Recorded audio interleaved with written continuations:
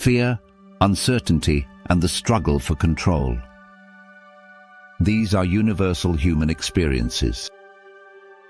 We plan, we strive, and yet life often takes unexpected turns. As Christians, we believe in God's sovereignty, yet we also wrestle with our own desire to control our lives. The ancient Stoics understood this tension well. They taught that we must accept what is beyond our power while taking responsibility for what is within it. Today, we explore the balance between surrendering to God's plan and exercising self-control through a Stoic Christian perspective. How can we trust God while still acting with wisdom and discipline? Let's find out. 1. The illusion of control. We crave control. We want to predict outcomes, secure our future, and avoid pain. But the reality is, much of life is beyond our control. Unexpected illness, financial hardships, broken relationships, these remind us that we are not the masters of our fate. Proverbs 19:21 tells us, "Many are the plans in a person's heart, but it is the Lord's purpose that prevails." The Stoics, though they did not follow Christianity, had a similar understanding.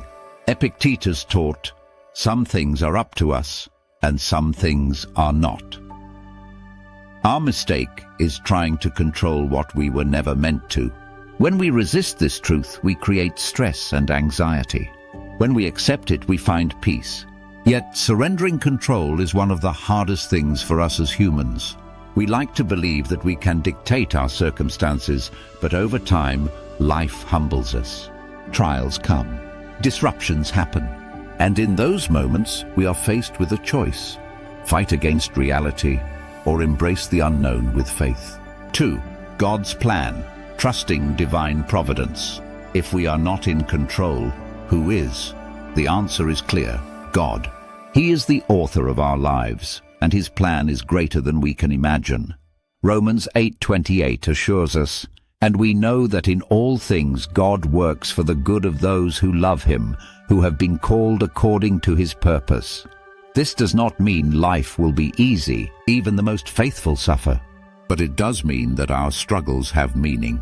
The Stoics believed in fate, an impersonal force that dictated the course of events. But as Christians, we believe in divine providence, a loving God who is personally involved in our lives. Think of Job, a man who lost everything: his wealth, his children, his health. Yet he remained faithful. His story is a reminder that even when we cannot understand our suffering, God is still at work. To trust in God's plan is not to resign in defeat, but to rest in confidence. We move forward with faith, knowing that he is guiding our steps. 3. What you can control: your mind and actions.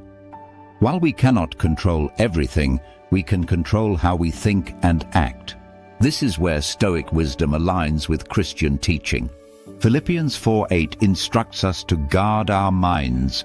Whatever is true, whatever is noble, whatever is right, whatever is pure, whatever is lovely, whatever is admirable, if anything is excellent or praiseworthy, think about such things.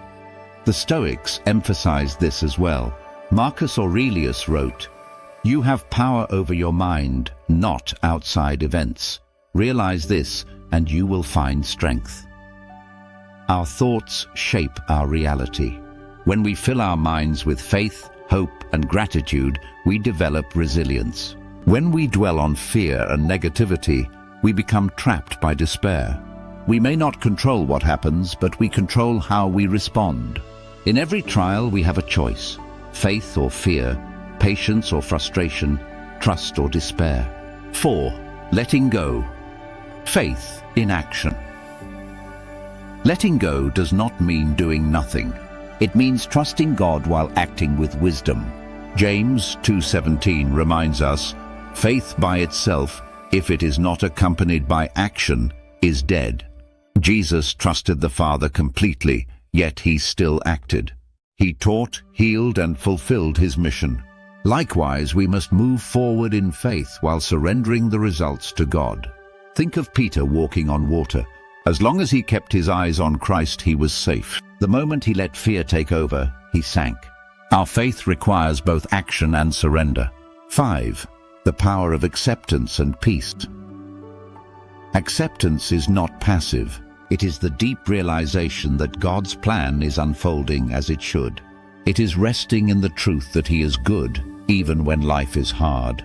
Isaiah 26:3 says, "You will keep in perfect peace those whose minds are steadfast, because they trust in you."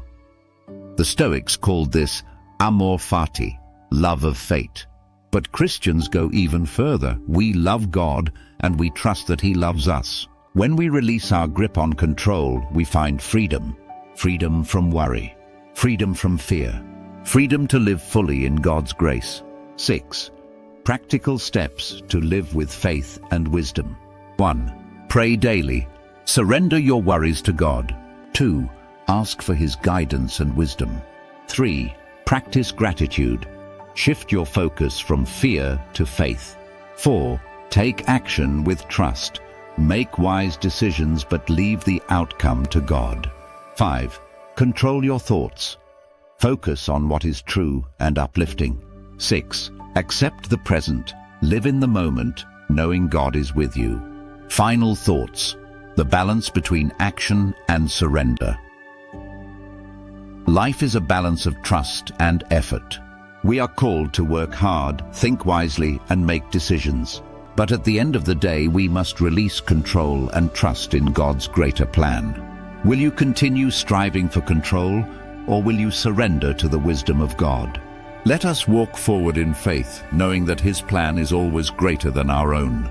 Stay strong, stay faithful, and trust in God's plan. Thank you for watching, and remember to have grace over problems.